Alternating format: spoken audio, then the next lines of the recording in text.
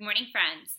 Today we're going to be working again with our book, The Name Jar by Yang-Suk Choi. Now, if you remember, I read this book to you yesterday, but I need to wake my brain up a little bit. Who thinks that he can give me a quick retell about what happened in our book, The Name Jar? You're right. Our book, The Name Jar, begins with our character, Eun-hae. And what's special about Eun-hae is that she has just moved here from Korea. Eun-hae is a little bit nervous about starting school in America. She's mostly nervous about her Korean name. She's nervous that the friends won't be able to pronounce it correctly. She's nervous that they won't like her Korean name. So Eun-hae makes this choice to not tell them what her name is and to kind of go by no name. The other students in her class decide, you're right, to give her that name jar, and they fill it with these American names.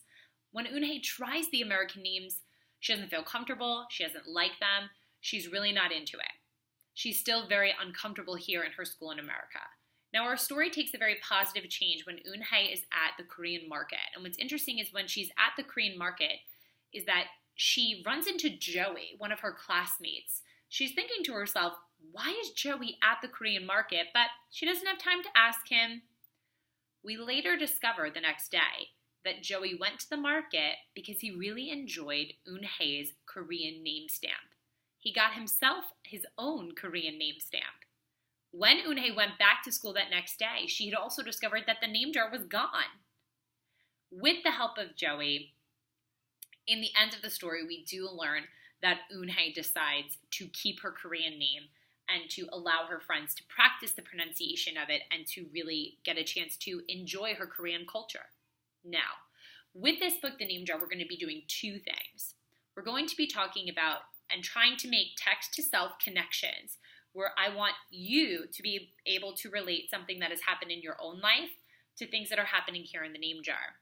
We're also going to take a look at character motivation.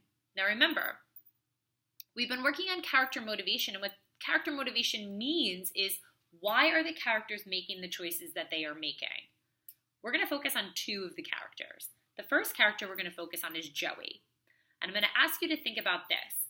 Think about it. How was Joey trying to help Eun-hae? Turn and talk with your partners for a second. I like the conversation that I was hearing. What I heard some friends say was Joey was just trying to make Eun-hae feel like she belonged here in America. I heard some friends say that Joey was trying to allow Eun-hae to realize that her name was special and that it was kind of cool to have a Korean name here in America. I also heard some friends saying that they themselves were not sure about their own names and that they too have a name that's a little bit different and a little bit more interesting than some of our typical American names. I like that friends were already starting to think about their text-to-self connections. I heard some friends mentioning that they had middle names, which I thought was kind of cool and something different. Now I want you to take a second to think about our other main character, Eun-hae. What we're going to turn to talk this time is we're going to think about why did Eun-hae keep her Korean name? So turn and talk with your partners. When I was listening to your discussion, I was impressed that I heard some friends saying that Eun-hae decided that it was best to kind of be herself. And that sometimes in life, it's okay to be different. And there's really something glorious and something wonderful about being different. I really like that conversation. I heard other friends saying that Eun-hae decided that if she was here in America, she wanted to be able to make American friends. And she wanted the friends to understand that her Korean culture was cool. And that it was cool to have a name that kind of sounded a little bit different. I like the conversations that I was hearing. Now what we're going to take a second to think about is which character did you connect with a little bit on a closer level? So for me, the character that I connected with on a closer level was our character of Joey. And when I was reading The Name Jar to you yesterday and listening to some of your conversation, I started to think about my friend, Miss Laclari. Now, Miss Laclari is brand new here to Cherry Hill School. And when we started in the beginning of the school year, she was worried that she would not have time to make copies of papers, and she was worried that she was not going to have time to even find worksheets to do with the new friends in her class. So I decided to make these copies for her. I gave her some of my worksheets that I use with you friends, and I left them for her on her desk. So I realized that I had a stronger connection to Joey. You might be thinking to yourself, well, how could I connect to Unhei? A lot of you friends in here have actually just moved to our town. You had a big change in your life. So did Unhei. A lot of you in here, actually, some of you in here just had a new baby brother or new baby sister. That's also a big change. You're deciding what is your role in your family now. Are you going to accept this new baby brother and sister? Are you going to help with the new baby brother and sister? You don't have to connect exactly to what the characters were doing. What we're really connecting to is the way that the characters are feeling in their hearts, their internal character traits. And these internal character traits are what they were using to motivate them to make the choices that they did throughout the story. So, the activity that we're going to be doing today is we're going to be writing a letter. Now, you're going to write a letter to either Joey or Unhei, whomever you decide you kind of connect to a little bit closer.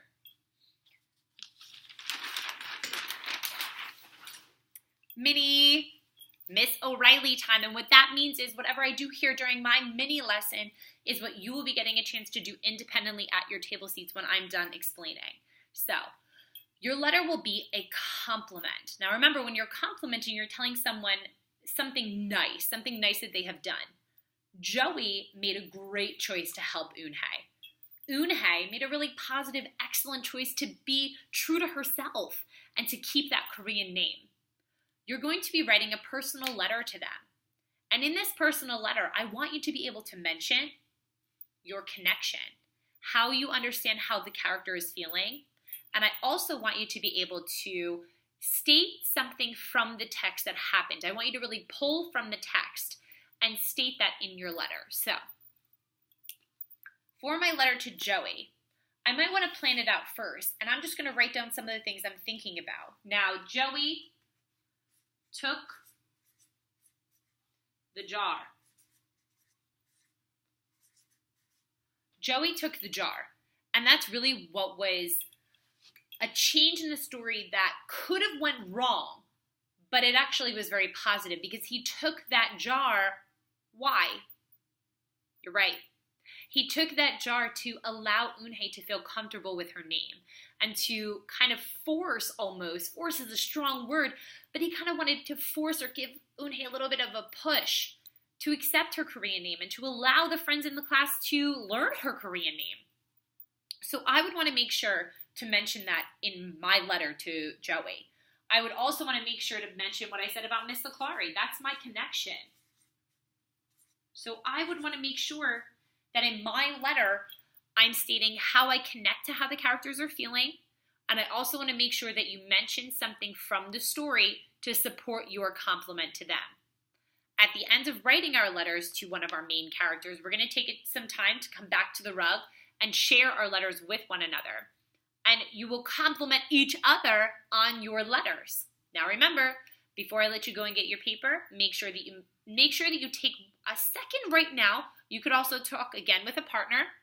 I want you to take a second right now to think about which character you connect with closer, because you're going to need to mention that connection in your letter. I also want you to think about some events that happened in our story that will allow support to your letter. And don't forget all the conventions of our writing that we need to do when we're writing a letter to someone. Also, don't forget that you're writing a personal letter. And don't forget that you're writing a compliment, which is something positive and something happy. So take a few minutes right now to turn and talk with your partners. Think about your connections and your evidence from the text. When you are ready, you may get up and go and get your writing paper. We will meet back on the rug to share our letters with one another. Thank you.